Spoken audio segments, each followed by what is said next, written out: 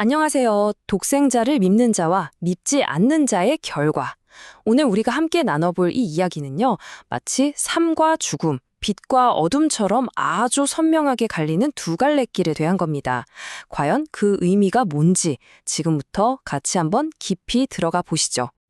오늘 우리가 살펴볼 내용은 장영훈 목사님께서 요한복음 3장 16절에서 21절 말씀을 가지고 전하신 설교를 바탕으로 했습니다. 이 말씀을 통해 어떻게 이 주제를 풀어내시는지 한번 따라가 보겠습니다. 아마 이 구절은 성경에서 가장 유명한 구절 중 하나일 거예요. 복음 중에 복음이라고도 불리죠. 그런데 말이죠. 설교에서는 이 말씀이 너무 익숙해서 오히려 그 안에 담긴 날카로운 진실을 우리가 그냥 지나치게 쉽다고 지적합니다. 오늘 우리는 바로 이 말씀이 보여주는 두 갈래길을 제대로 한번 들여다볼 겁니다. 자, 그래서 오늘은 크게 세 단계로 나눠서 살펴볼 건데요. 첫째, 믿는 사람에게 약속된 선물 영생은 과연 무엇인가? 둘째, 그렇다면 믿지 않는 사람의 상태, 이미 받은 심판이라는 건 또 무슨 뜻인가? 그리고 마지막으로 도대체 왜 이런 엄청난 차이가 생기는 건지 빛과 어둠이라는 근본적인 선택의 문제를 파헤쳐 보겠습니다. 자, 그럼 첫 번째 이야기부터 시작해 볼까요? 먼저 긍정적인 결과부터 봐야겠죠? 믿는 사람에게 약속된 선물, 바로 영생입니다. 여기서 가장 중요한 핵심은 하나님의 원래 목적이 우리를 구원하는 데 있었다는 점이에요. 보통 영생하면 죽고 나서 천국 가는 것만 생각하기 쉬운데요. 설교에서는 그게 다가 아니라고 강조합니다. 영생은요, 단순히 시간의 길이가 아니라 삶의 질에 대한 이야기예요. 믿는 그 순간부터 하나님과 연결되어서 이 땅에서부터 하늘의 생명을 누리는 것, 완전히 새로운 차원의 삶이 시작된다는 거죠. 17절 말씀을 보면 하나님의 진짜 마음이 아주 명확하게 드러납니다. 하나님이 아들의 세상에 보내신 건요, 우리를 심판하려고 심판의 망치를 들고 오신 게 아니라는 거예요. 오히려 어떻게든 우리를 구하려고 구급대원에 들것을 들고 오신 것과 같다는 비유가 나오는데 이게 정말 와닿더라고요. 이런 희생적인 사랑을 정말 극적으로 보여주는 실화가 하나 있죠. 바로 다미안 신부님의 이야기입니다. 나병 환자들이 격리되어 살던 몰로카의 섬에 그가 처음 갔을 때 환자들 반응이 어땠을까요? 아주 차가웠습니다. 멀쩡한 당신이 우리 고통을 어떻게 알아? 이런 거였죠. 그런데 다미안 신부님이 똑같이 나병에 걸리고 난 뒤에 강단에 서서 이렇게 외쳤을 때 모든 게 바뀌었습니다. 나의 동료, 나병 환자들이여. 바로 그 순간 그들 사이의 벽이 완전히 허물어진 거죠. 바로 이거예요. 다미안 신부님의 이야기처럼 설교는 하나님께서 인간의 몸을 입고 우리와 똑같이 되심으로써 그 사랑을 증명하셨다고 설명합니다.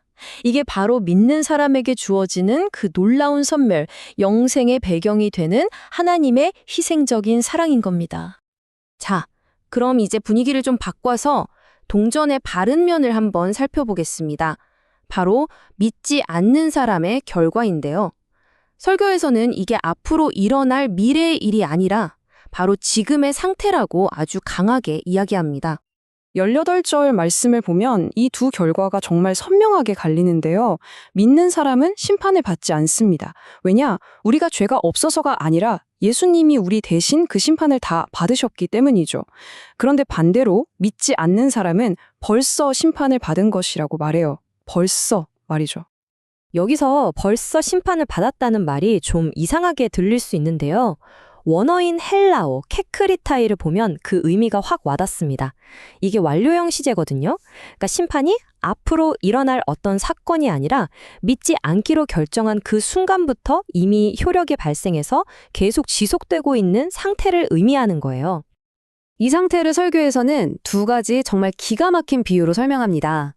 첫째, 치명적인 병에 걸렸는데 유일한 치료약을 끝까지 거부하는 환자를 생각해 보세요. 그 사람은 약을 거부하는 그 순간 이미 죽음의 권세 아래 놓여 있는 거죠. 둘째, 거친 파도 속에서 허우적대는데 구조 헬기가 내려준 밧줄을 끝내 잡지 않는 조난자. 그는 구조를 거부하는 지금 이 순간에도 계속 가라앉고 있는 상태인 겁니다. 아니 그럼 이런 생각이 들잖아요. 이렇게 명백한 치료약이 있고 구원의 밧줄이 있는데 도대체 왜 왜 사람들은 이걸 거부하고 어둠 속에 그냥 머물러 있는 걸까요? 바로 이 질문이 우리를 마지막 주제로 이끌어갑니다. 자, 세 번째 파트입니다. 이 선택의 근본적인 이유가 뭘까?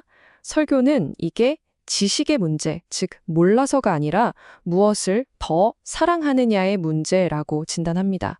이건 머리의 문제가 아니라 마음의 문제라는 거죠. 예수님의 진단은 정말 날카롭습니다. 사람들이 믿지 않는 이유는 빛이 없어서가 아니라 빛보다 어둠을 더 사랑하기 때문이라는 거예요. 왜 어둠을 더 사랑할까요? 간단해요. 빛 앞에 서면 자신의 부끄럽고 악한 모습이 전부 다 드러나는 게 두려운 거죠. 그래서 빛 앞에서 사람들의 반응이 딱 두 가지로 나뉩니다. 악을 행하는 사람은 자기 행위가 들통날까봐 빛을 미워하고 자꾸만 어둠 속으로 숨어버려요.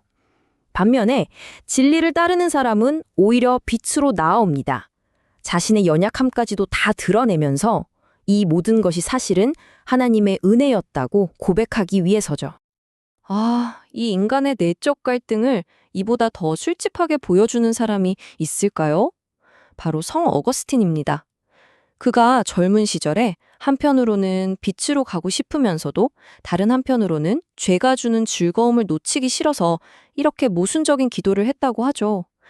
어둠을 사랑하는 우리 모두의 솔직한 모습 아닐까요? 하지만 그런 그에게도 결정적인 순간이 찾아옵니다. 어느 날 들고 읽어라는 신비한 음성을 듣고 성경을 딱 폈는데 그 말씀의 빛이 그의 내면 깊숙한 어둠을 그대로 비춰버린 거예요. 그가 더 이상 숨기지 않고 자신의 죄를 정직하게 빛 앞에 딱 내어놓는 그 순간, 비로소 그는 그를 오가매던 어둠의 사슬에서 해방될 수 있었습니다. 그리고 여기서 설교는 정말 중요한, 어쩌면 가장 큰 위로가 되는 메시지를 전합니다. 우리를 비추는 그 빛은요, 우리의 죄를 캐묻고 신문하는 차가운 수술실 조명이 아니라는 겁니다. 오히려 상처를 어루만지고 병든 곳을 고치는 따뜻한 치료의 광선과 같다는 거죠. 이것이야말로 우리가 두려워하며 숨는 대신 용기 내어 빛으로 나아가야 할 진짜 이유입니다. 자, 오늘 이야기를 한번 정리해 볼까요? 핵심은 세 가지입니다. 첫째, 믿음은 우리에게 영생이라는 완전히 새로운 삶의 질을 선물합니다. 둘째, 믿음의 거부는 미래에 있을 어떤 사건이 아니라 바로 지금 이 순간 생명으로부터 분리된 상태를 의미합니다. 그리고 마지막으로 이 갈림길에서 우리가 할 일은 어둠 속에 숨는 것이 아니라 용기를 내서 정직하게 빛으로 나오는 것입니다. 그래서 오늘 이 이야기는 결국 우리 각자에게 아주 근본적인 질문 하나를 던지고 있습니다. 당신의 삶은 지금 어디를 향하고 있나요? 빛을 향해 나아가고 있습니까? 아니면 나도 모르게 어둠 속으로 숨고 있습니까? 한 번쯤 깊이 생각해 볼 문제입니다.